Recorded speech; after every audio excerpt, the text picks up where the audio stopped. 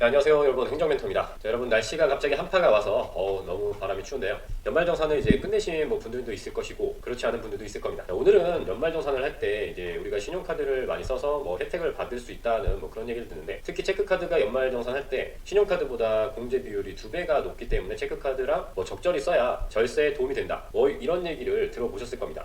그런데 문제는 사실 이제 체크카드라는 게 현금이 없는 상태에서는 큰 금액을 쓸 수 없기 때문에 어쩔 수 없이 신용카드를 많이 쓰게 되는데요. 또 한 가지, 소비를 많이 하시지 않는 분들은 사실 신용카드 소득공제를 많이 받기는 어렵습니다. 왜냐하면 이제 신용카드 소득공제는 아시다시피 총급여액의 25%를 초과해야 되잖아요. 그렇기 때문에 정말로 절세 혜택을 받겠다 하시는 분들은 이 신용카드 소득공제를 확실히 알고 있어야, 내가 이제 돈을 쓸 때 이렇게 하면은 나한테 도움이 안 되지 않나, 이런 거를 깨달으신 다음에 도움이 될 것 같다는 생각을 하거든요. 자, 여기 보시면 이 신용카드가 아니라 사실 신용카드 등이라고 써져 있죠. 신용카드 등이라고 하는 거는 신용카드가 대표적으로 표현을 하지만 체크카드, 현금영수증, 전통시장, 대중교통, 문화비 소득공제까지 모든 것을 합친 게 바로 이 신용카드 사용금액 소득공제거든요. 즉 여러분들이 이 소비한 금액에 대해서 소득공제 혜택을 주겠다는 것이 이 취지니까, 내가 정말 쓰는 부분, 필수적으로 쓰는 부분, 그런 부분에 집중을 해서 소득공제 혜택을 받으면 어떨까, 그런 생각이 듭니다. 자, 그럼 여러분, 소득공제 항목과 비율을 제가 이제 문제를 내보겠습니다. 자, 신용카드는 얼마나 공제가 될까요? 네, 신용카드는 사실 15%입니다. 그리고 이제 체크카드는 아까 제가 이제 2배라고 말씀을 드렸죠. 체크카드는 30%.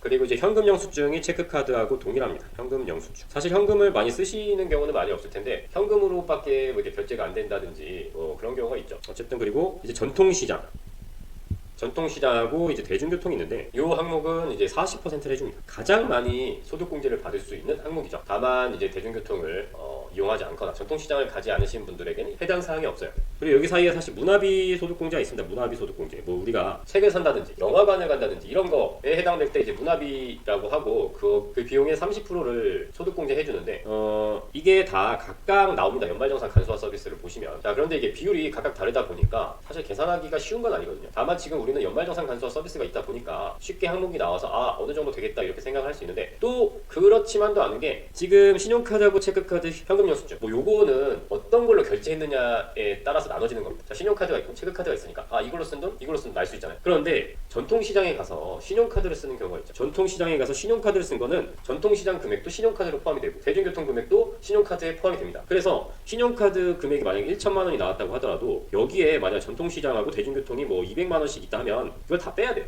온전히 신용카드만 해서 15%를 주고 나머지 금액은 40% 해당되는 비율을 적용한다라는 개념으로 이해하시면 되겠는데, 문제는 또 하나 있습니다. 자, 신용카드, 우리가 이제 고지서나 사용금액을 이렇게 보잖아요. 내가 이만큼 썼구나, 1,000만 원 썼구나 하는데, 문제는 이 신용카드 등 사용금액 소득공제에는 제외 항목이라는 게 있습니다. 쉽게 말해서 이거는 신용카드로 썼든 뭘로 썼든 이거는 소득공제가 안 돼 라고 이제 얘기를 하는 건데, 예를 들면 공과금, 전기료나 수도료 같은 공과금 있죠. 아파트 관리, 이런 거를 신용카드로 내면 카드 회사에서 혜택을 주기도 하는데, 기본적으로 소득공제는 포함이 안 되고요. 그리고 카드 설명서를 읽어보시면 아시겠지만 실적에도 제외되는 카드가 많습니다. 자, 그래서 제외 항목, 예를 들어 신차 구입이 있죠. 신차 구입은 안 됩니다. 신차 구입을 신용카드로 했다, 안 됩니다. 다만 중고차의 경우에는 이제 10%까지는 이거 소득공제를 해준다라고 되어 있기 때문에, 중고차 사실 때는 신용카드로 조금 이제 쓰셔도 나쁘지는 않겠죠.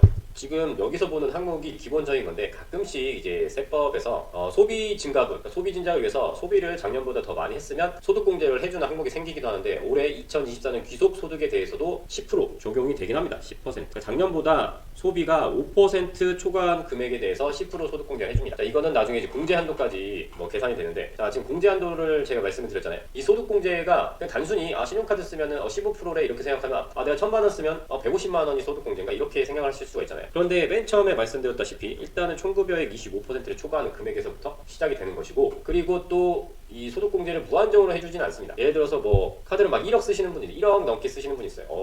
소득이 많아서. 그럼 이 사람은 그만큼 세금 혜택을 받을 수 있느냐? 꼭 그런 건 아닙니다. 왜냐하면 이분이 만약에 급여가 많다. 급여가 많을수록 소득공제 혜택을 많이 받을 수가 없어요. 기본적으로 지금 제가 세금을 잘 아는 건 아니지만 전체적으로 결국 이 종합소득세가 누진세다 보니까 역으로도 그런 공제 혜택을 받지 못한다라고 이제 참고적으로만 알고 계시면 되겠습니다. 자, 그러면은 이 소득공제 한도 어떻게 되는지 한번 알아볼까요? 자, 여러분들 네이버에 검색을 해보시면 해보면 신용카드 소득공제 한도가 나올 겁니다. 그런데 이게 사실은 직접 계산을 해보면 단순히 나오는 건 아니거든요. 왜냐하면 이게 기본공제가 있고 추가공제가 있는데 추가공제는 좀 계산 산식이 좀 복잡합니다. 자, 기본공제, 기본적으로 원래 신용카드 사용금액에서 이만큼을 공제해준다는 뜻인데 총급여액을 기준으로 조금 차이가 있습니다. 총급여액이 어떤 개념인지는 뭐 다른 영상이나 그런 거를 보시면 되는데, 근로소득에서 비과세를 뺀 게 총급여액이죠. 그 원천징수 영수증을 보면 계란이 있습니다. 계란이 여기서 이제 비과세 빼면 이 금액이 나오거든요. 그 금액을 보시면 되는데 그게 7천만 원을 넘느냐 아니면 넘지 않느냐에 따라서 기본공제가 달라집니다. 자, 여러분들이 뭐 총급여액이라고 했죠. 그 연봉 기준이 아니고 연봉에서도 비과세 금액이 있잖아요. 비과세를 뺐을 때 7천만 원을 넘었다, 넘지 못했다, 대부분이 넘지 못하시기 때문에 300만 원까지 원래 공제를 해줍니다. 어디서? 신용카드에서 소득공제. 그런데 7천만 원을 이제 넘기면 이게 250만 원으로 줄어듭니다. 뭐 사실 50만 원이라서 뭐 그렇게 큰 차이는 안 난다고 생각하실 수 있는데, 만약에 50만 원의 소득공제에 24%의 세율을 곱하면 약 12만 원 정도의 차이가 나는 거거든요. 그리고 여기에 이제 추가공제가 있습니다. 자, 추가공제도 7천만 원을 넘지 못하시는 분은 300만 원, 그리고 넘는 사람은 200만 원입니다. 자, 여기까지 계산을 해보면 7천만 원 이하자는 600만 원이 되고 7천만 원 초과자는 450만 원이죠. 자, 그런데 여기에 2024년에 한해서는 아까 말씀드렸던 이 소비진작이 있어서 100만 원이 더 추가가 되거든요. 근데 이 100만 원은 그냥 둘 다 포함이 되기 때문에 100. 최종적으로는 이제 700, 550만 원까지 소득공제가 된다고 보시면 됩니다. 그럼 최종적으로는 이제 150만 원의 차이가 난다고 할 수 있죠. 자, 그런데 기본공제가 300만 원이고 뭐 추가공제도 300만 원이니까 그러면은 내가 만약에 신용카드 등 사용금액이 많으면 그냥 기본적으로 600만 원까지 공제되는 게 아닐까 라고 생각하실 수가 있어요. 그런데 추가공제는 기본공제랑은 좀 다릅니다. 그러니까 추가공제도 뭐 300만 원을 아예 추가로 해주는 게 아니고, 예를 들어 지금 총 사용금액에서 일단은 기본공제 300만 원을 뺍니다.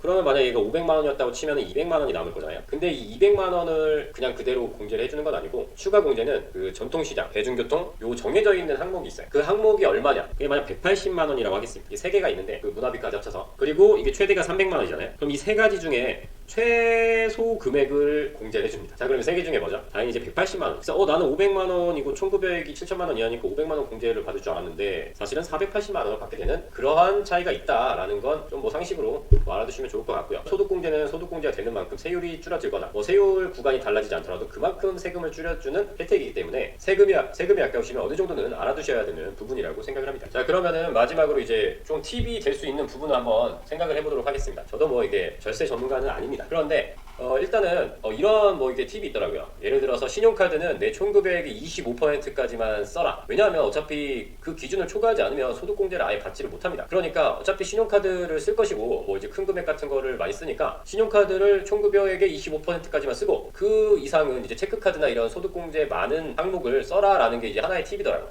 뭐 그런 부분이 있고, 또 이제 가족 환경에 따라서 조금 달라질 수 있는데, 내가 부양가족이 많으면 부양가족이 신용카드 사용 금액을 추가할 수 있습니다. 다만 여기서 조건이 있죠. 근데 조건이 있는데 이 조건에 대해서 좀 오해하시는 분들이 있어요. 이거는 소득 조건만 보시면 됩니다. 소득. 물론 아예 안 되는 가족이 있습니다. 형제 자매처럼. 그러니까 일단은 직계 존비속 중에 소득 조건에 맞는 거. 자, 여러분들 예전 영상 보면 이 소득 조건이 연간 100만 원 이하라고 했잖아요. 그걸 계산하는 법에 대해서 다뤘고, 그래서 이 소득에 대해서 만약에 뭐 자녀라면 거의 뭐 소득이 당연히 없으니까 쓸 수 있겠지만 걔네들은 신용카드를 뭐 쓰나요? 뭐 어쨌든 부모님께서 소득이 없으세요. 근데 나이가 이 연말정산에서 말하는 부양가족 나이가 아닌 거예요. 그래서 안 되나 보다 생각하실 수 있는데 그건 아닙니다. 그러니까 나이를 보지 않는다라고 생각하시면 됩니다. 연말정산이 이렇게 정리를 안 해놓으면은 헷갈리는 게 기본공제 대상자가 아닌 가족, 뭐 이건 기본공제 대상자. 그러니까 단어가 조금 헷갈리게 계속 연속해서 쓰게 됩니다. 원래는 이제 이거를 기본공제 대상자라고 하면은 사실 인적공제를 받는 사람을 말한다고 이제 볼 수 있거든요. 자, 인적공제는 뭡니까? 그 소득이 없고 내가 부양하는 가족에 대해서 150만 원의 소득공제를 받는 거잖아요. 근데 이 인적공제는 세 가지 조건이 들어가야 됩니다. 나이, 소득, 그리고 부양 요건. 그렇게 됐을 때 이제 기본공제 대상자라는 말을 하게 되는데, 이게 어떤 소득공제나 세액공제 항목이냐에 따라서 이 조건이 달라져요. 그러니까 기본공제 대상자의 조건을 원칙적으로 말하면 그 인적공제 조건이다. 인적공제 조건이고, 이거는 지금 신용카드 등 사용금액 조건이다 보니까 나이를 보지 않습니다. 그래서 소득이 없는 가족의 신용카드 사용금액을 내가 다만 이제 형제자매는 안 된다 라는 점 다시 참고하시고요. 또 뭐 추가적으로 뭐 말씀드릴 게 있을까요?